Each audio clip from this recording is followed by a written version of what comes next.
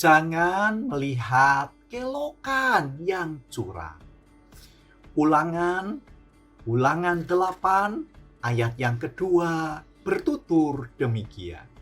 Ingatlah kepada seluruh perjalanan yang kau lakukan atas kehendak Tuhan Allahmu di padang gurun selama 40 tahun ini dengan maksud merendahkan hatimu untuk mengetahui apakah engkau berpegang pada perintahnya atau tidak.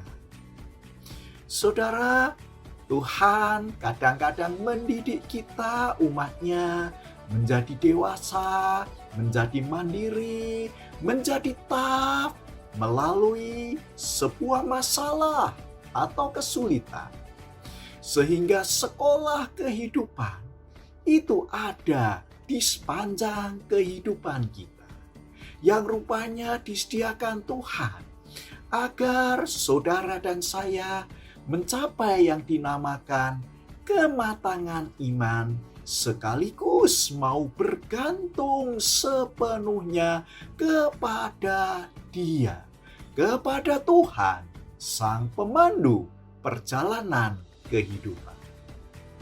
Umat Israel sudah dibebaskan Tuhan dari tanah Mesir, harus mengalami yang namanya proses pembentukan terlebih dahulu selama 40 tahun di padang gurun. Mengapa tidak langsung saja ditunjukkan itu loh negeri perjanjian yang berlimpah dengan susu dan madu, itu loh tanah Kanaan? Jawabnya, itu yang namanya kurikulum pendidikan. Kurikulum berarti harus dilalui. Kurikulum pendidikan yang Tuhan ajarkan agar umat tidak menjadi bangsa yang tegar tengkuk, tapi berani menghadapi yang namanya kesulitan itu, serta tumbuh dewasa dengan yakin ada pemeliharaan Tuhan di sepanjang langkah hidupnya. Itu yang diajarkan Tuhan dalam kurikulum pembentukan, sekaligus kurikulum ketaatan di padang gurun. Lalu bagaimana dengan Anda, dengan saudara, dengan saya ketika menghadapi masalah? Masalah boleh datang, tapi jangan panik. Jangan merasa tidak berdaya. Jangan merasa buntung dengan menyerah kalah. Ada hikmat di balik semua musibah, bahkan di semua peristiwa pahit yang dialami. Carilah nilai-nilai yang Tuhan ajarkan kepada kita ketika harus mengalami jalan yang berliku itu.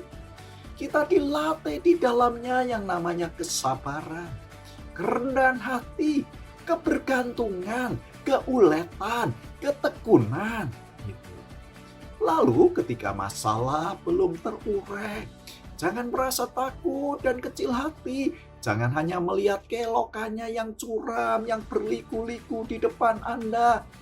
Janganlah mata kita hanya terpaku kepada yang namanya kesulitan itu, tapi arahkan pandangan Anda ke atas kepada Tuhan. Wajah Tuhan, matanya sedang memperhatikan Anda. Tuhan memberkati kita.